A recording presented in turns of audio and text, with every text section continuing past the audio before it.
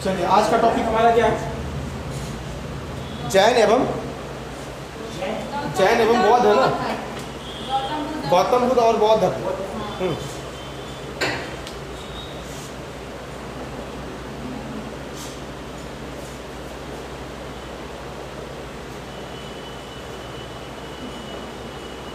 देखिए, गौतम बुद्ध और बौद्ध धर्म के बारे में जो हम लोग पढ़ रहे हैं, सबसे पहले ये समझेंगे, मतलब इनका इंट्रोडक्शन तो भी हम पढ़ेंगे ही पढ़ेंगे, गौतम बुद्ध का। और हमारे लिए जो ज़्यादा जानकारी इंपॉर्टेंट है वो ये है कि बौद्ध धर्म से रिलेटेड हमें कौन कौन सा चीज़ हमें एग्ज़ाम में पूछा जाएगा। और चूँकि नॉलेज तो चाहिए ही चाहिए, बौद्ध धर्म के बारे में वैसे भी हमें जानना तो है ही। सबसे पहले ये समझेंगे कि ये बौद्ध धर्म का जो उद्भव हुआ था उसके पीछे रीज़न क्या था। अच्छा, एक चीज़ बताइएगा कि बौद्ध धर्म पहले आया फिर अब तक पहले जैन धर्म आया? सबसे पहले सिंपल, हाँ, पहले जैन धर्म आया, क्योंकि महावीर जो है इनसे बड़े थे। हाँ, मतलब एज के, उम्र के हिसाब से अगर देखा जाए तो वो बड़े थे महावीर, ठीक है। हाँ हाँ, महावीर जो है वो जैन धर्म के प्रवर्तक है और गौतम बुद्ध जो है वो है बौद्ध धर्म के हैं। अभी देखेंगे, इनका पूरा इंट्रोडक्शन देखते हैं। देखिए, अब इसमें जो हमारे नोट्स में जो दिया हुआ है, हम पहले उसको देख लेते हैं। नोट्स में क्या दिया हुआ है, इनका इंट्रोडक्शन में लिखा हुआ है। अच्छा, ये चीज़ तो हम लोग समझ चुके हैं कि महावीर और जो जैन थे वो दोनों ही समकालीन थे। सॉरी, महावीर और बुद्ध समकालीन थे, दोनों एक दूसरे क्या थे?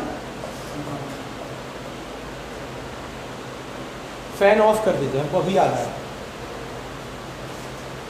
थोड़ा सा आप दूर होकर बैठिएगा, ठीक है, नहीं तो फिर आपको गर्मी लगेगा, ठीक है। ये वाला भी बंद कर लीजिए इसको।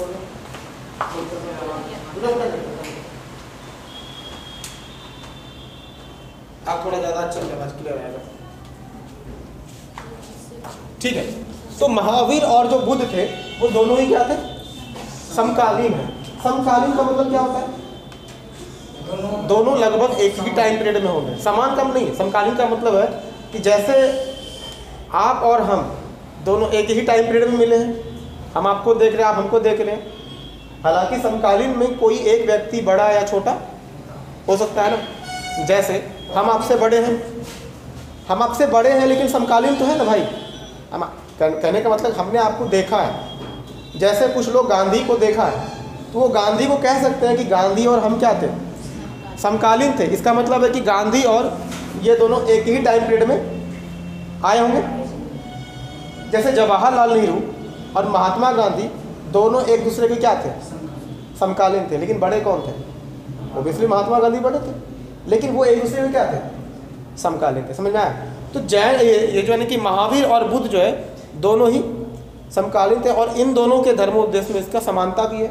इसी वजह, चूँकि देखिए, जब दोनों एक ही टाइम पीरियड के होंगे तो कुछ ना कुछ जो उपदेश होंगे, जो धर्म के प्रति जो उपदेश होता है, यानी कि समकालीन होने की वजह से धर्मोपदेश में समानता दिखेगा आपको।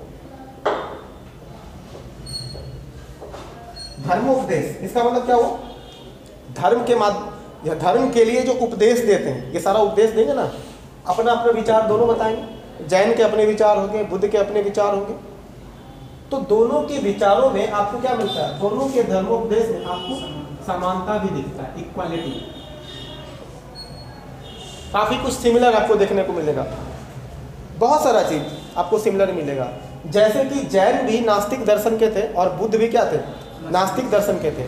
दोनों ही ईश्वर को नहीं मानते थे। आइए बैठ जाइए, कोई बात नहीं मिला तो बैठिए, ठीक है। मेरी बात आप समझ रहे हैं? हम जो कहना चाह रहे हो मेरी बात समझ में आ रहा है ना, कि जैन और बुद्ध जो है दोनों ही ईश्वर को नहीं मानते थे। दोनों के ही विचार जो है लगभग एक जैसा था। दोनों ही पुनर्जन्म में विश्वास रखते थे। समझ रहे हैं? वो तो देखेंगे अभी, जब दोनों का जो रिलीजियस मामला जो देखेंगे, जो धार्मिक उपदेश है, धार्मिक उपदेश जब देखेंगे तब वहाँ पढ़ेंगे कि क्या दोनों में इक्वालिटी है और क्या दोनों में अनइक्वालिटी है। दोनों समझेंगे। अच्छा, इनके बारे में थोड़ा डिटेल क्या लिखा हुआ है कि महावीर के जन्म के कुछ साल के बाद शाक्य कुल में राजकुमार सिद्धार्थ के रूप में बुद्ध का जन्म हुआ। ये कब जन्म हुआ इनका? 563 में। आपके नोट्स में 566 लिखा हुआ है, तो 563 में हुआ था। किनका? बुद्ध के, महावीर के बाद हुआ था इनका जन्म। हाँ हाँ, 566 563, 1-2 साल अगर आगे पीछे है तो कोई बात नहीं है, ठीक है। तो 563 के आसपास इनका जन्म हुआ। बुद्ध के महावीर के बाद हुआ। महावीर का कब हुआ था? 540। महावीर का कब हुआ था? महावीर का जो हुआ था वो हुआ था 540 BC है। BC का मतलब क्या होता है? Before Christ. और ये भी क्या है? 563 BC है। हाँ, ईस्वी पूर्व, बिफोर क्राइस्ट, है ना। अभी देखिए, जैसे पिछला चैप्टर अभी हम लोग का पढ़ चुके हैं ना, तो पिछले चैप्टर पे आपको हम टेस्ट लेंगे। अभी हम लोग जो हड़प्पा कंप्लीट कर चुके हैं, हड़प्पा के बाद हमका वैदिक कल्चर भी हमारा हो गया, और उससे पहले हमारा जो इतिहास का इंट्रोडक्शन था वो भी हम लोग पढ़ चुके हैं। ये 3 चैप्टर लगभग आप लोगों का टेस्ट अभी। इंट्रोडक्शन का थोड़ा बहुत आपको देख लेना, कुछ क्वेश्चन देंगे वहाँ से आपको, ठीक है। ये आपको समझ में आ रहा है ना कि दोनों के धर्मों के हाँ भाई, ऑब्जेक्टिव MCQ के फॉर्म में होगा, जस्ट लाइक वैसे ही होगा जैसे एग्जाम में पूछा जाता है, एकदम डिट्टो एग्जाम का क्वेश्चन होगा। और हम लोगों का सबसे पहला जो टारगेट होगा कि प्रीवियस ईयर में आप लोग को करना क्या है, घटना चक्र का एक बुक आता है हिस्ट्री का, खरीद लीजिए, कोई दिक्कत नहीं है पढ़ने में, अच्छी किताब है, बहुत अच्छी किताब है, 200-250 रुपये का किताब आता है, इतनी मोटी बुक है वो। प्रीवियस ईयर में जितना भी वैदिक सभ्यता से रिलेटेड जितना भी क्वेश्चन आया हुआ होगा, चाहे वो BPSC हो, CDPO हो, UPSC हो, रेलवे हो, बैंक हो, SSC हो, सारे एग्जाम में पूछे हुए सवाल वहाँ पे रहते हैं, और नीचे उसका व्याख्या भी होता है। तो अगर आप ये दोनों चीज़ अगर करेंगे तो आपका पिछले प्रीवियस ईयर वाला क्वेश्चन भी आपका सॉल्व हो गया। और साथ ही साथ जो देखिए मैक्सिमम क्वेश्चन जो एग्जाम में पूछा जाएगा ना, हम 90% क्वेश्चन की बात बता रहे हैं, तो प्रीवियस ईयर का क्वेश्चन अगर आप कर लीजिएगा ना तो 90% क्वेश्चन वहीं से सीधा पूछता है। मतलब एक तरह से समझिए तो क्वेश्चन बैंक है, उसके बाहर ज़्यादा क्वेश्चन नहीं। अभी जैन बौद्ध पढ़ाएंगे ना, जैन बौद्ध जब आपका पूरा कंप्लीट हो जाएगा तो इसी अब इसके साथ क्या कीजिएगा, घटना चक्र का देख लीजिएगा, वो बुक हिस्ट्री का आता है किताब, और जितना पीछे का क्वेश्चन आया हुआ टोटल मिलेगा आपको, व्याख्या के साथ मिलेगा। ये भी नहीं, कहीं कंफ्यूजन भी नहीं होगा, नीचे डिस्क्रिप्शन भी दिया होता है। क्वेश्चन MCQ रहेगा, नीचे ऑप्शन होगा, और उसके नीचे होता है व्याख्या, इसका सही जवाब क्या होगा और क्यों होगा। ये कर लीजिएगा ना, आपका कोई भी एग्जाम में क्वेश्चन नहीं छूटने वाला है। घटना चक्र को हम अच्छा किताब मानते हैं, क्योंकि वहाँ पे एरर वगैरह कम है, मिस्टेक्स कम है वहाँ पे। बाकी जैसे अरिहंत वगैरह तो हम बिल्कुल भी उसको अच्छा पब्लिकेशन नहीं मानते हैं। हाँ, भले वो हर चीज़ के लिए किताब ज़रूर छापता है क्योंकि फेमस है वो, लेकिन उसका एरर बहुत रहता है, मिस्टेक्स बहुत रहते हैं उसके, प्रिंटिंग मिस्टेक भी रहते हैं वो, मतलब अब वैसा क्वालिटी नहीं रहा अरिहंत का जैसा पहले था, ठीक है। अब जरा इनके बारे में देख ले, इनका जन्म तो कब समझा, इनका जन्म कब हुआ? 563। दूसरा घटना यही सब थोड़ा थोड़ा देख लेना है। इनका जन्म स्थल कहाँ हुआ था? अच्छा, जन्म स्थल, तो जन्म स्थल कहाँ हुआ था? लुम्बिनी। लुम्बिनी में कहाँ पर है? नेपाल की तराई के पास है, ठीक है। जो कपिल वस्तु है, जो वर्तमान में जो नेपाल का जो क्षेत्र है वही क्या है? लुम्बिनी है, यानी कह सकते हैं जैसे कपिल वस्तु, यानी कि वर्तमान नेपाल। अब देखिए, अब जैसे इसका जन्म स्थल देखिए, अब यहीं से एक आध क्वेश्चन आ जाता है, इनके इंट्रोडक्शन से भी एक आध क्वेश्चन रहता है, जहाँ पे बेसिक आपसे कभी कभी होता है ना एग्जामिनर आपसे केवल बौद्ध धर्म और जैन धर्म के बारे में बेसिक चीज़ पूछना चाहता है, पूछ लेगा कि इनका जन्म कहाँ हुआ था। अच्छा, जन्म अगर हम पढ़ लिए तो इनका मृत्यु भी साथ में ही कर लेते हैं। हाँ, इनका मृत्यु कहाँ हुआ था? कुशीनगर। कहाँ पड़ता है कुशीनगर? वो यूपी का क्षेत्र पड़ता है ना, कुशीनारा, कुशीनगर, ये वहीं पर पड़ता है ये क्षेत्र। मृत्यु, तो मृत्यु कहाँ पर हुआ? ये यूपी के आसपास का जो एरिया है वहाँ पे ये पड़ता है हमारा कुशीनगर, ठीक है। ये इनका मृत्यु, जन्म और मृत्यु एक साथ कर लिए। इनके पिता का नाम क्या है? क्या नाम है पिता का? पिता का नाम है सुद्धोधन। ये जगह का नाम है। हाँ, सुद्धोधन यही इनके पापा का नाम था ना। तो साथ में माता का नाम भी याद कर लेते हैं। माता का नाम क्या है? महामाया ना, महामाया देवी। पिता का नाम सुद्धोधन, माता का नाम महामाया देवी, महामाया देवी। अच्छा, इनके बचपन का नाम क्या है? तो बचपन का नाम, बचपन का नाम वो क्या है? तो बचपन का नाम इनका हो गया सिद्धार्थ। उसके अलावा और क्या देखना है इनका? अच्छा, गोत्र वगैरह नहीं पूछेगा, ठीक है। गोत्र तो गौतम इनका गोत्र है। गौतम गोत्र का मतलब क्या हुआ कि उनका जो जन्म हुआ होगा गौतम ऋषि के जो जनरेशन के होंगे वो, है ना, गौतम ऋषि के कुल के होंगे वो। पालन पोषण कौन किया? एक काम करते हैं, इसको बार बार लिखने से बेहतर है कि हम फटाफट इसको पढ़ के सुनाते हैं, क्योंकि इंट्रोडक्शन है सिर्फ, है ना। एक बार देख लेते हैं सिर्फ मोटा मोटा, सुन तो रहेगा। अच्छा चलो ठीक है भाई, छाप देते हैं, लिखने वाले को दिक्कत ना हो। चलो ठीक है, बचपन का नाम इनका लिखे। बचपन का नाम इनका क्या? सिद्धार्थ। पालन पोषण कौन किया? देखो, माता थी महामाया देवी, ठीक है, लेकिन जो पालन पोषण हुआ, पालन पोषण कौन किया? विमाता गौतमी प्रजापति। ये कौन थी? सौतेली माँ ने, ठीक है। क्योंकि इनकी मृत्यु तो बचपन में ही हो गई होगी ना इनकी माँ की, इसी वजह से इनका जो पालन पोषण है वो किनको करना पड़ा? गौतमी प्रजापति को करना पड़ा। यहाँ तक हमारा हो गया। इनके पुत्र का नाम क्या है? अच्छा, पालन पोषण के बाद थोड़ा देख लेंगे शादी कब हुई। तो विवाह जो है, जो ये विवाह किए, वो विवाह कब की? 16 वर्ष में, है ना। देख लो भाई, अभी के समय में विवाह 16 वर्ष में होता है, खास करके लड़कों का। कुछ जगह में होता है, अभी भी होता है। हाँ अभी भी होता है कहीं। हाँ भाई, राजस्थान में जो राजस्थान नहीं बता रहे हैं, राजस्थान में जो मीना समुदाय होता है ना, सुनिए, राजस्थान में जो मीना समुदाय होता है उसकी शादी बचपन में ही कर दी जाती है, ठीक है। आगे चल के क्या होता है कि जब वो बड़े होते हैं तो शादी तो हो जाती है, लेकिन दोनों अलग अलग जगह पे रहते हैं। वो इस कमिटमेंट के साथ शादी करते हैं कि जब ये दोनों बड़ा होगा तो आपको इसी से शादी करनी पड़ेगी। बचपन में दहेज वगैरह थोड़ा बहुत पड़ जाता है। वैसे कुछ होता नहीं है, ठीक है। हो गया क्या नहीं मन हो करने का? क्या किसी का आकस्मिक निधन हो जाता है। हाँ, मान लो कि उसका एक जोड़ा मतलब एक आदमी, जोड़े में से एक आदमी चला गया, फिर किसी दूसरे से शादी होगी, यही होता है। हाँ, सभी का नहीं होता, लेकिन आमतौर पे सभी लोग जोड़े में हो। जैसे मेरा एक दोस्त है चंदू, मतलब राजस्थान का दोस्त है, चंदू है, और भी मेरे पवन है, और 3-4 और मेरे दोस्त हैं, रमेश है, पूनाराम है, ये सब मेरे दोस्त हैं वहाँ के सबका। हाँ, सबकी शादी हो रखी है बचपन में।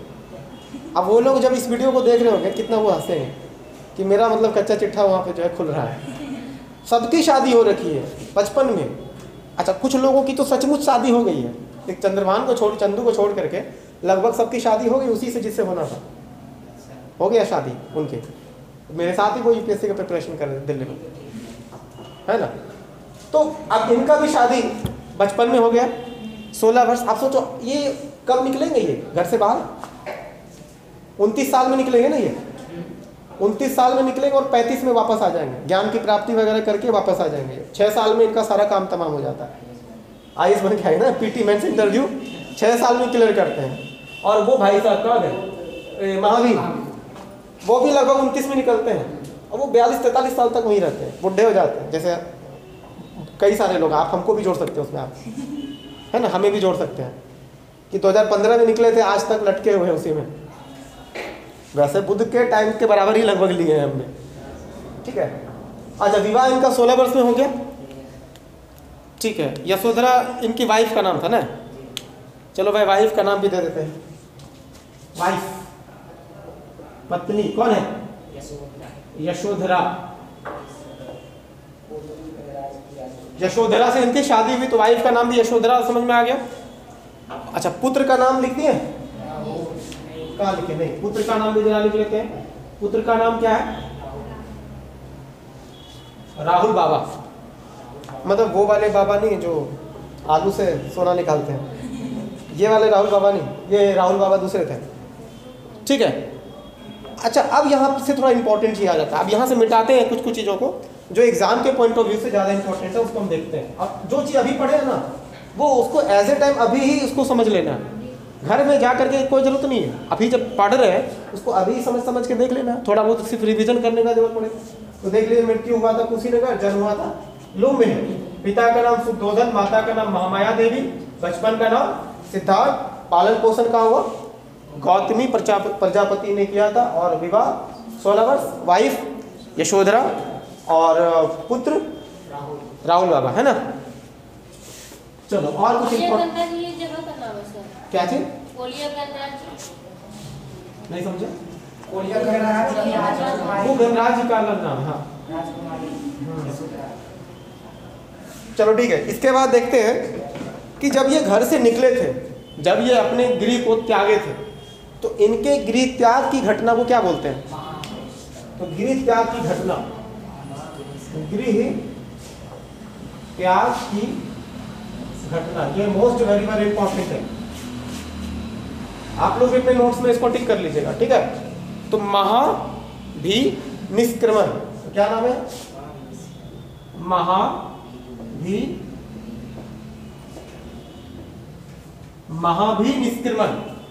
महाभिनिष्क्रमण, ये गृह त्याग की घटना को क्या बोलते हैं? अच्छा, ये हाँ महाभिनिष्क्रमण, तो गृह त्याग की घटना महाभिनिष्क्रमण हो गया, ठीक है। इसके अलावा अच्छा, धर्म प्रचार का स्थल कहाँ कहाँ रहा? ये इंपॉर्टेंट नहीं है, क्योंकि ये धर्म प्रचार स्थल तो बहुत जगह था इनका, जैसे कि साक्य था, काशी था, मगध था, अंग है, मल्ल है, वज्जी है, कौशल है, तमाम जगह पर जाकर के ये धार्मिक उपदेश दिए हैं बुद्ध। ये सारे जगह पे लगभग ये उपदेश दे चुके हैं। अच्छा, इनके सारथी का नाम क्या था जो इनको साथ में लेकर के चलते रहता था? चन्ना। सारथी, साथी, अरे भाई वो ड्राइवर होगा इनका, हाँ भाई, जैसे कि अरे भाई आने जाने के क्रम में बाद में तो इनको भाई आखिर खुद से चला के तो जाते ही नहीं थे। जैसे अगर अर्जुन को कहीं जाना होता था तो ड्राइवर के रूप में किसको बुलाते थे? कृष्ण को, चल भाई आजा, एक्स्ट्रा ड्यूटी। अच्छा, श्री कृष्ण और अर्जुन के बीच रिश्ता कैसा था? सुभद्रा नाम सुनो, वो कृष्ण की बहन थी, ठीक है, और अर्जुन की वाइफ थी, ध्यान समझिएगा। तो साला और साला जीजा टाइप का रिलेशन हुआ, है ना। भगाया गया था उसको, अब भगवाने में कृष्ण खुद हैं उसके रिस्पॉन्सिबल हैं। कृष्ण अपनी बहन को खुद भगवाए हैं कि जमाना तो मानेगा नहीं, एक काम करो, ये लड़का कायदे का है, अर्जुन लड़का बहुत डिसेंट है, ये बात सही है। अर्जुन था बड़ा डिसेंट टाइप का, बहुत इमोशनल। वो तो कृष्ण जी थे जो कि लड़वा भी दिए, वरना वो लड़ाई नहीं कर पाते। वो जो महाभारत हुआ तो कृष्ण के वो रिलेशन में थे, और कृष्ण के मतलब कृष्ण एक सारथी भी थे, गुरु भी थे, एक अच्छे मित्र भी थे, सब चीज़ थे कृष्ण। तो यहाँ पे जो उनका सारथी था उनका नाम क्या था? चन्ना। ये नाम तुम्हें भूल ही नहीं पाएगा। चन्ना, चना नहीं है, हमको सबसे ज़्यादा पता है कैसे याद करते हैं। एक गाना नहीं था, चन्ना चन्ना भी ऐसे करके कुछ नहीं गाना था, ए दिल है मुश्किल फिल्म का गाना था, वही चन्ना मेरे यहाँ मेरे यहाँ, हमको इसे चन्ना याद है। चलो ठीक है, चन्ना वाला मामला हो गया। उसके बाद घोड़ा का नाम क्या था? कंथक। घोड़ा इनके घोड़ा का नाम क्या था? देखिए इतना डिटेल हम लोग इसलिए पढ़ गए ना कि एग्जामिनर का मूड का पता नहीं, क्या पूछ लेगा। तो बेहतर क्या है, कम से कम देखो याद तो रहने वाला है नहीं पूरा, वो बात हम भी समझ रहे हैं, कम से कम सुना हुआ तो लगेगा, सुना हुआ लगेगा तो ज़्यादा बेहतर है। वरना क्या होगा, आप कभी सुने ही नहीं है तो फिर आप नहीं कर पाओगे, है ना। उसके बाद इनके जो ध्यान गुरु हैं वो नाम थोड़ा इम्पोर्टेंट है, इनके गुरु का नाम है ना, इनके ध्यान गुरु, ध्यान गुरु कौन है? सर ये जो घोड़ा कंठक नाम है इसका मीनिंग क्या हुआ? नाम है, जैसे आपका नाम है उसका मीनिंग क्यों निकालना है, नाम है तो नाम है। तो घोड़ा का दूसरा नाम ही कंठक हुआ ना? हाँ, घोड़ा कंठक को घोड़ा मतलब कि घोड़े का नाम था, उनके अपने घोड़े का नाम रखे थे कंठक। अब ये मत समझिएगा घोड़े को अश्व कहते थे तो फिर ये कंठक क्यों बोला, है ना। चलो ठीक है, ध्यान गुरु का नाम था क्या आपका? आलार कलाम। क्या नाम था?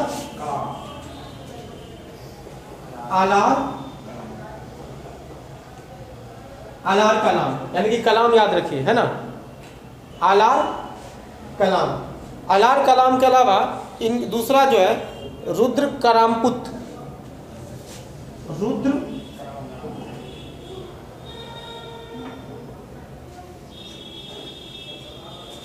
हम ना आप लोग के बैच में एक रूल बनाना सोच रहे हैं, एब्सेंट जो करें ना उस पर बिल्कुल पेनल्टी लगाना चाहिए, वो भी बिना रीजन का एब्सेंट।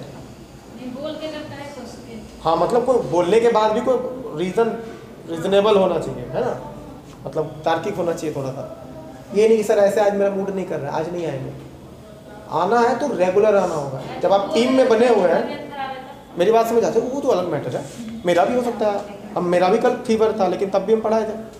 मेरा कहने का मतलब है कि जब आप मेरे टीम में शामिल हो गए, तो टीम में जब प्लेयर शामिल हो और उस टीम का प्लेयर अगर डेली प्रैक्टिस करने ना आए तो कैप्टन को बहुत गुस्सा आता है। हाँ, फाइन नहीं समझ, मेरा कहने फाइन करने का सेंस कुछ और है। हम एक दबाव देना चाहते हैं कि आपको डेली आना ही पड़ेगा। हाँ, मतलब कि कुछ हो जाए, मतलब क्या बहुत कुछ हो जाए तो नहीं आना है, पर थोड़ा बहुत कुछ हो तो कोई बात नहीं, लेकिन आपको पंचुअल रहना पड़ेगा। थोड़े बहुत भी absent करता है। हाँ, तो अपसेंट करना नहीं है, डेली रहना है। ठीक है, इनके टीचर का नाम क्या क्या था? आलार कलाम और रुद्र कराम उत्तर। ठीक है, इसको मिटाते हैं पहले।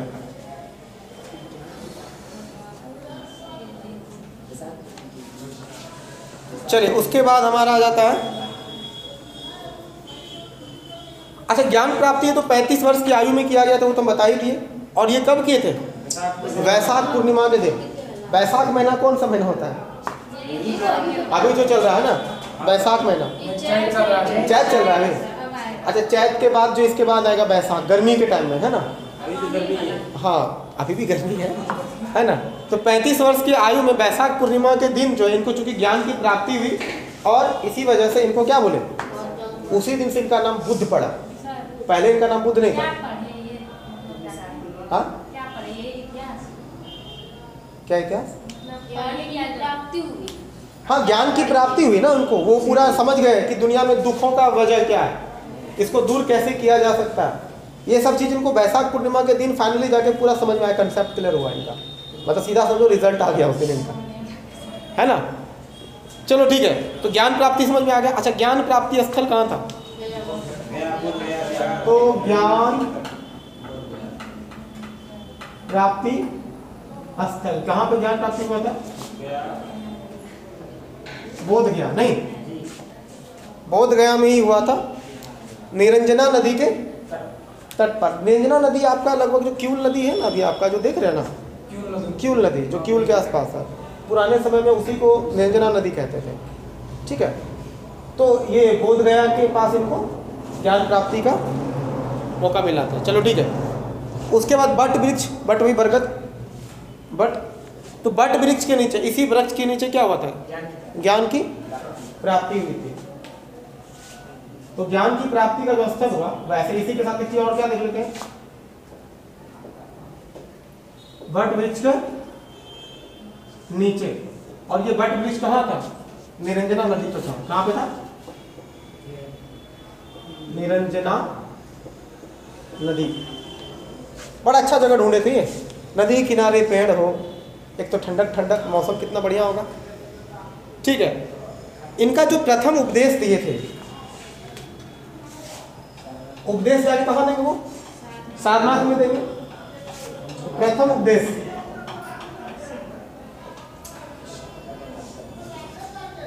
कहाँ दिए थे?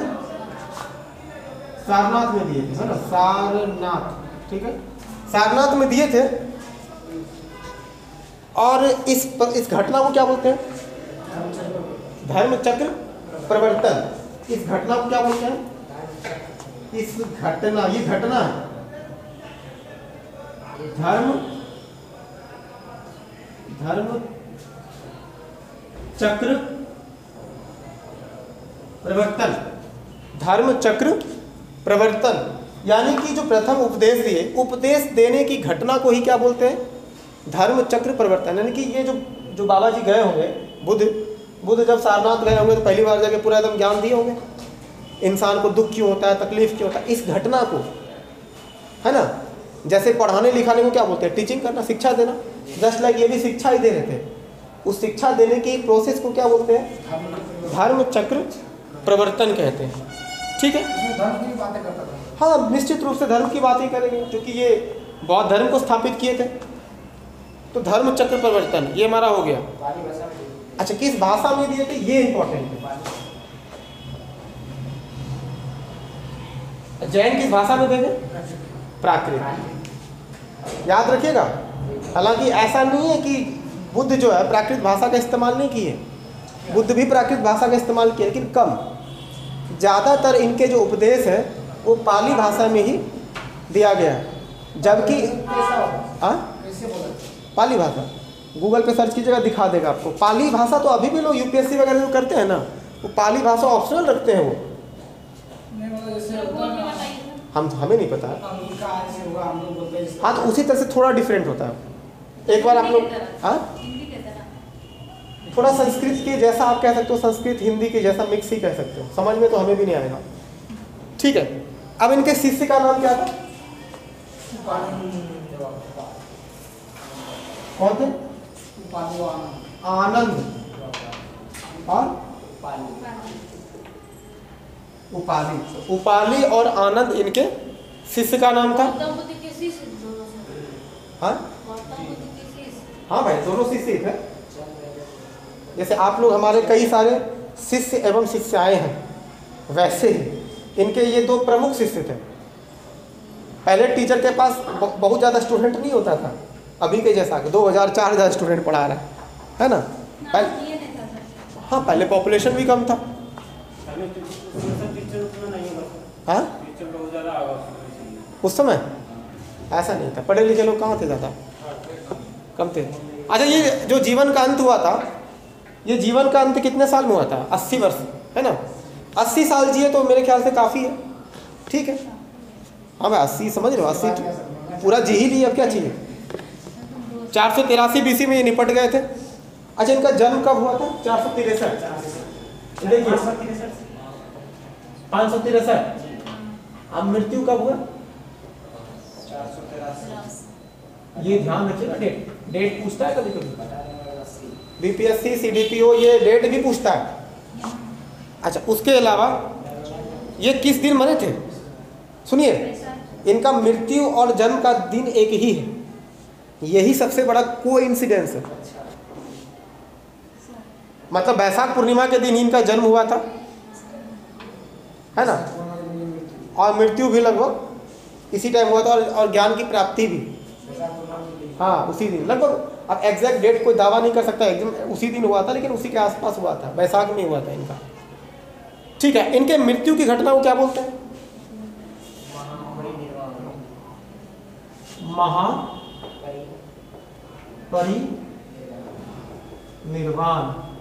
महापरिनिर्वाण ये घटना है, यानी कि बुद्ध की मृत्यु हो चुकी है। यहाँ तक हो गया हमारा।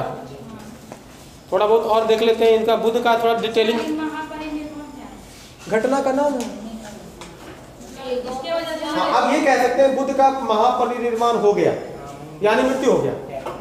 मृत्यु को ही बोलते थे, है ना? हाँ, उसी का दूसरा नाम आप कह सकते हैं। अब इसको जरा मिटाएं।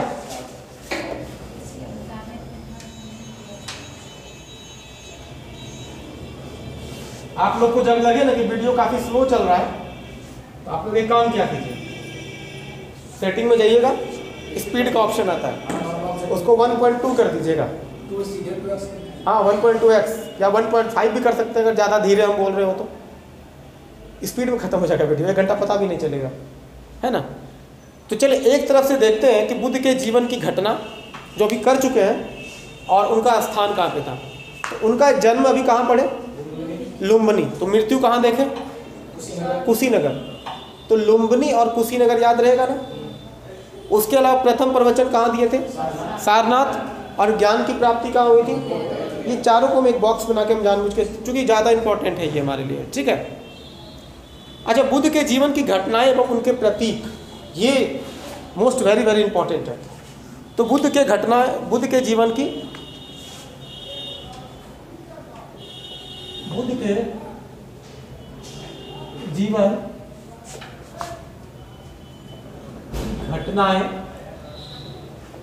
एवं उनके, अभी ही इसको रट लेना है, ठीक है, अभी इसको समझ लेना है। सबसे पहला घटना जो है, अब एक तरफ लिखेंगे घटना और दूसरी तरफ लिखेंगे प्रतीक। इधर हो जाएगा घटना, इधर हो जाएगा प्रतीक। अब जैसे सबसे पहला घटना देखते हैं।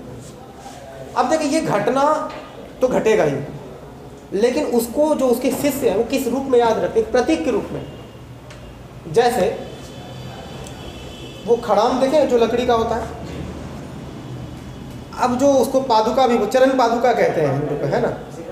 हाँ, जो श्री राम जी जो है, अब जो जब वो गृह त्याग किए थे तो उस समय की घटना था कि अब ये जा चुके हैं, तो भरत उस चरण पादुका को अपने सर पे जो है उसको रखते, भाई हो तो खैर वैसा भाई हो। ये बात तो सही है कि रामायण और महाभारत जो भी देखते हैं, बेशक हम इस बात को हम हमेशा मानने के लिए तैयार हैं कि वो घटनाएं घटी थी कि नहीं घटी थी हमें नहीं पता। हाँ, दावा तो हम बिल्कुल भी नहीं करने के लिए तैयार है। जो लोग कहते हैं कि हाँ एग्जैक्ट हुआ था वही घटना जो दिया हुआ है रामायण में, वो भी मूर्ख है।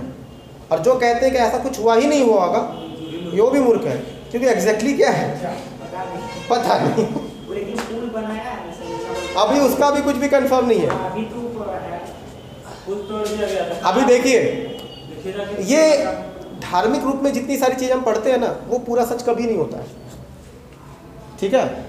क्योंकि पूरा सच होता है तो आज दुनिया का सबसे अमीर देश नहीं, वही तो कह रहे हैं ना, नहीं है। दुनिया का सबसे अमीर देश कौन होता अगर नहीं होता? श्रीलंका होता। सोने का जहाँ मकान हो यार, महल हो, और आज खुदाई हो रहा तो भाई सोना, अगर सोना पिघलेगा ना, पिघलाएगा। मान लीजिए कि मोमबत्ती आपका पिघल जाता है, मोमबत्ती छोड़िए, अगर कोई धातु आप पिघलाते हैं तो पिघलने के बाद वो तो तरल अवस्था में रहेगा, फिर तो जम ही जाएगा, वेपोराइज तो नहीं हो जाएगा। सोना को गर्म करने पे वो पिघलेगा, और ज़्यादा अगर गर्म करें ऐसा थोड़ी सोना सब उड़ जाएगा। कहीं कुछ पता, दीमक लग गया, सब मट्टी बन गया। सोना में दीमक लगेगा। हड़प्पा काल से सोना आज तक मिल रहा है? सोना में वैसे भी कुछ नहीं होता। चलिए ठीक है। देखिए, जब बुद्ध गर्भ में थे, बुद्ध जब माँ के गर्भ में थे, तो उनको किस रूप में प्रतीक में किया गया? हाथी। यानी कहीं पर हाथी का अगर सिंबल देखें तो समझ लो कि वो बुद्ध को गर्भ में अभी दिखाया गया है। गर्भ में अभी मतलब कि अभी बुद्ध का जन्म नहीं हुआ है, अभी वो माँ के गर्भ में है, और इसी चीज का प्रतीक के रूप में हाथी का इस्तेमाल किया गया, हाथी के चिन्ह का इस्तेमाल किया गया। ये चिन्ह का इस्तेमाल आप समझते हैं ना, ये क्यों करते हैं? किसी चीज को इजीली समझने के लिए, याद रखने के लिए। जैसे किसान संगठन होते हैं, किसान संगठन अपना प्रतीक चिन्ह में क्या लगाते हैं? वो हसिया, जो कचिया बोलते हैं, कचिया और गेहूं की बाली का ऐसे करके सिंबल होता है, तो आप समझ जाते हो वो किसान का जो है वो सिंबल है। जैसे बीजेपी का अपना अलग लोगो है, हाँ सीपीआई का भी है। तो अलग अलग, जैसे वो तो पार्टी का है, उसका सिंबल है। तो यहाँ पर ये घटना है, बुद्ध के साथ जो घटनाएं घट रही है, उसी को जो उसके मतलब उनके जो शिष्य हैं वो उनको प्रतीक के रूप में याद रखते हैं, है ना। तो गर्भ को, जब बुद्ध गर्भ में थे तो उनको हाथी के प्रतीक में याद रखा गया। दूसरा कौन घटना है? जन्म हो गया, चलो गर्भ के बाद तो जन्म ही होना है। कमल, चलो कमल खिला, यानी अब बुद्ध का जन्म हो गया। ये पूछा गया एग्जाम में, इसलिए हम पढ़ा रहे हैं डिटेल में, ठीक है। तो बुद्ध का जन्म को किस रूप में रखा गया है? कमल के रूप में। तीसरा घटना बताइए। हाँ, यौवन, जब बुद्ध जवान थे। यौवन, साढ़, साढ़ को यौवन के रूप में दिखाया गया, नहीं ताकतवर, बलशाली। जब लोग जवान होता है ना तो उससे कुछ भी करवा लो, सब कर देगा। ठीक है, चौथा बताइए। गृह त्याग, घर से जब निकल जाते हैं। घोड़ा, तो घोड़ा तो निकल ही जाएगा, याद रहेगा ना। घोड़ा टिकने वाला चीज तो वो क्या होगा? चला जाएगा। यानी कि घोड़े को जो प्रतीक के रूप में इस्तेमाल किया गया है वो किस रूप में? बुद्ध के गृह त्याग की घटना को। चलिए, उसके बाद ज्ञान प्राप्ति। ज्ञान प्राप्ति वो किस रूप में दिखाया गया? बोधि वृक्ष। वृक्ष के नीचे हुआ था ना सर ज्ञान प्राप्ति। हाँ, तो कोई बात नहीं है, वो पीपल को भी पसंद करते थे। तो यहाँ पर किसको रखा गया है? बोधि वृक्ष जो है पीपल को कहते हैं, ठीक है। पीपल, ज्ञान की प्राप्ति उसको उनको बरगद के नीचे हुआ था। बट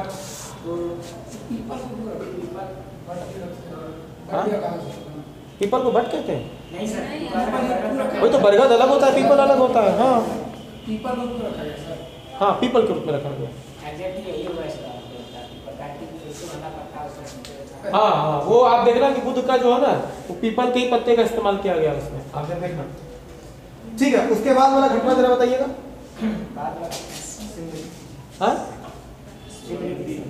समृद्धि। अच्छा, बुद्ध जब थोड़ा सा अमीर तो थे ही, बड़े हो गए उसके बाद शेर तो भाई पावरफुल होता है, याद रहेगा ना। इधर कितना दूर तक कवर हो रहा है वीडियो? यहाँ तक, यहाँ तक। चलिए ठीक है, नेक्स्ट बताइएगा 7 नंबर में।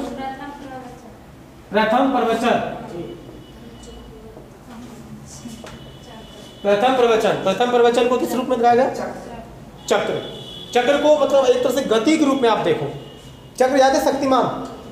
शक्तिमान जब ऐसे करके जब तपस्या करते थे तो एकदम पीठ में ऐसे करके पूरा चक्र घूमने लगता था। चक्र घूमने का मतलब है कि अब ज्ञान की प्राप्ति हो रही है। तो ज्ञान की प्राप्ति, जो प्रथम प्रवचन जो दिए, तो प्रथम प्रवचन वैसे ज्ञान प्राप्ति को बोधि वृक्ष के रूप में होता है, लेकिन जब वो उपदेश देने लगेंगे, अब ज्ञान उनके अंदर से निकलने लगेगा, तो उसको क्या बोलते हैं? चक्र। अब क्या हो गया? निर्वाण। किस रूप में रखा गया है? पद चिन्ह। ये कितना आसान है इसको याद रखना। देखिए, निर्वाण मतलब ज्ञान की पूर्णता। निर्वाण को मतलब पद चिन्ह नहीं हो गया एक तरह से। निर्वाण का मतलब निर्वाण का मतलब है जीवन मरण के चक्र से मुक्त। अब आपका दोबारा पुनर्जन्म नहीं होगा। हाँ, यह वर्तमान जीवन में भी मिल सकता है। क्या? निर्वाण तो आदमी जीते जी प्राप्त कर सकता है। आपकी कोई इच्छा ही नहीं है, मान लो आपके अंदर कोई तृष्णा वो खत्म हो चुका है, अब आपका लोगों से कोई उम्मीद नहीं है, एक्सपेक्टेशन है ही नहीं, चिल होके रह रहे हो। अच्छा बोलोगे, इज्जत दोगे तो भी ठीक है, बेइज्जत करोगे तो भी फर्क नहीं पड़ता।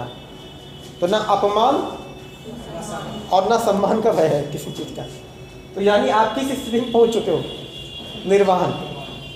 तो वैसे भी जब व्यक्ति का अपने लाइफ में जब फॉल इन लव होता है ना, ब्रेकअप जिसको कहते हैं अपने लैंग्वेज में, तो ब्रेकअप के बाद कुछ दिन तक लोग इसी स्थिति में होते हैं, निर्वाण की स्थिति में होते हैं। वो क्या लेकर आए थे, क्या लेकर जाओगे, कुछ अपना नहीं है, सारा जग सुना सुना लग रहा है ना।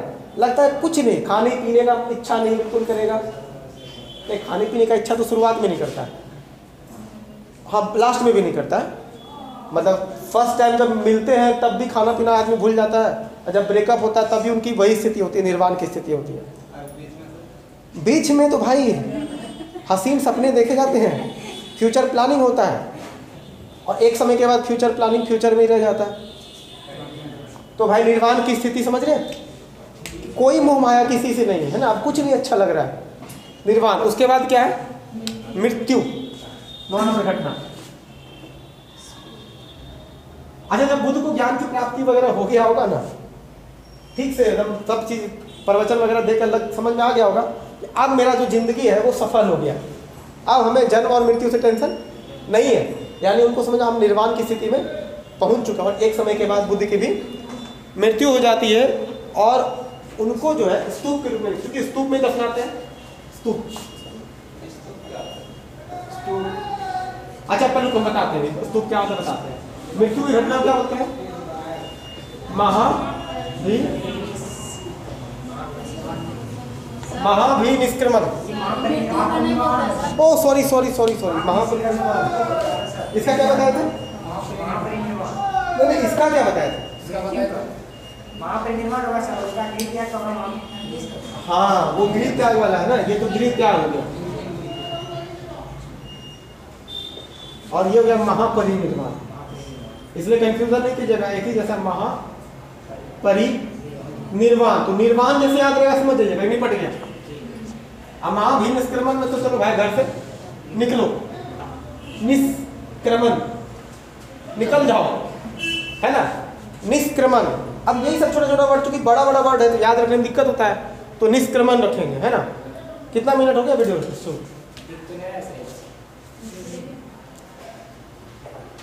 चलो भाई इनका मृत्यु वगैरह हो गया। स्तूप का मतलब होता है कि 41 हुआ ना, अभी 10-15 मिनट और करते हैं शूट, उसके बाद इसको ब्रेक मारेंगे। अब देखिए हम जो कहना चाह रहे हैं वो समझिएगा मेरी बात को। हम ये कहना चाह रहे हैं कि जो स्तूप की बात हम कह रहे थे, स्तूप क्या होता है? जैसे जो बुद्ध की जो मृत्यु हुई, तो मृत्यु होने के बाद जो उनके शरीर का जो अवशेष है उसको दफनाया गया था। अच्छा, जिस जगह पे दफनाया गया ऊपर से टीला जैसा बना दिया गया उसको, जैसे मज़ार होता है ना, जस्ट लाइक वैसे ही, और उसी को कहते हैं स्तूप। समझ में आया स्तूप का मतलब? अच्छा, कई सारे आपको आगे चल के स्तूप मिलेंगे बुद्ध के, कहीं पर दांत का कहीं पर दफनाया गया, कहीं पर पैर का हड्डी का, अलग अलग जगह पर। जहाँ जैसे कि आप वहाँ जाना कभी चंपानगर, अरे नाथनगर जाना ना, वहाँ पे जैन मंदिर घूमे हो कभी? जैन मंदिर, अरे यार क्या घूमे थे? भागलपुर जाओ तो जैन मंदिर जरूर जाना, नहीं गए? वहाँ जाइएगा, वहाँ आपको बहुत सारा स्तूप मिलेगा और क्या खूबसूरत मंदिर बना है। देखिए मंदिर हम जो जाते हैं ना, वो दो ही लालच की वजह से है। सबसे पहला लालच होता है कि घूमने फिरने की वजह से अच्छा लगे, थोड़ा दिखने में अच्छा लगे, थोड़ा शांति तो मिलता ही है। और दूसरा सबसे बड़ा लालच होता है कि अच्छा प्रसाद मिले। ना कभी मिलता है अच्छा प्रसाद? बहुत अच्छा मिलता है सर, लगेगा ज्यादा खाएं। 2 अच्छा क्या खिलाता है वो? अच्छा ठीक है। अच्छा हमको बस खीर तो खाते नहीं है ज़्यादा, तो प्रेफर नहीं करते हैं। अच्छा ठीक है, ठीक है ठीक है। अच्छा बता दीजिए, हमको मंदिर का ना प्रसाद बड़ा पसंद आता है हमको। क्या प्रसाद अच्छा हो जाता है? अच्छा लगता है। हाँ खाने में अच्छा लगता है। चलिए देखिए एक बार इसको तेजी से रिकॉल करते हैं। अब बुद्ध की जीवन की घटनाएं देखिए, आप एक क्रम से हैं, देखिए आप एक क्रम से दिख रहा है।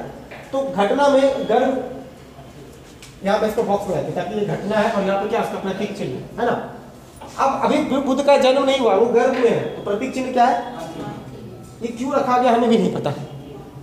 जन्म कमल, ये थोड़ा ठीक भी लग रहा है। यौवन सार, ये तो और एक्यूरेट लग रहा है, इसमें तो कंफ्यूजन ही नहीं होगा। गृह त्याग, भाग जा, तो घोड़ा भी याद हो गया। ज्ञान प्राप्ति, ये भी इजी था। समृद्धि, तो शेर भाई, अगर तुम पावरफुल इंसान हो तो तुम क्या हो? शेर हो अपने एरिया में। उसके बाद प्रथम प्रवचन, उसमें क्या हो जाएगा? चक्र हो जाएगा। उसके बाद निर्वाण, तो निर्वाण में हमारा क्या हो जाएगा? पद चिन्ह, वो भी इजी है। और स्तूप, ये भी क्या है? मतलब कि जब मृत्यु हो जाता है। कहीं दिक्कत है? सिर्फ एक जगह याद रखना, कहाँ पर? हाथी। यही ज्यादा याद हो गया सर अभी। अच्छा यही ज़्यादा याद हो गया है ना। बस हम चाहते हैं कि जो चीज़ पढ़ाए एट ए टाइम समझ में सीधा भेजे में आना चाहिए, क्योंकि किताब कॉपी में सब जगह लिखा हुआ है। फिर क्लास में 1-1.5 घंटा देने से, इन्वेस्ट करने से कुछ तो फायदा मिलना चाहिए ना। अच्छा इस बैच में कोई हड़बड़ी भी नहीं होता है, इस बैच में कोई हड़बड़ी नहीं होता है हमें क्लास का टाइमिंग को लेकर के। आराम से कभी थोड़ा, जैसे कोई टॉपिक होता है ना, कभी लास्ट होने वाला है, 10 मिनट एक्स्ट्रा पढ़ा देंगे तो खत्म हो जाएगा। तो ऐसे में क्या करते हैं, खत्म ही कर देते हैं, ये ठीक रहेगा। सुबह वाले बैच में क्या होता है कि क्लास के बाद क्लास भी होता है, प्लस उसमें मेरा 3 दिन ही क्लास होता है। ये सब थोड़ा रिस्ट्रिक्शन होता है। नहीं पढ़ाएंगे, अभी नहीं सोचे, पढ़ाएंगे शंभूगंज में और भागलपुर। पहले भागलपुर ज़्यादा उम्मीद है, अभी बाद का चीज़ है, क्योंकि आप लोग का अभी रेगुलर क्लास चलेगा, है ना। बाद का हम कंफर्म अभी नहीं। हाँ अरे निश्चित रहो, देखो एक बार जब जिससे प्रॉमिस हम कर लेते हैं ना, चाहे कुछ भी हो जाए हम पूरा कर देते हैं, या तो हम प्रॉमिस ही नहीं करते हैं।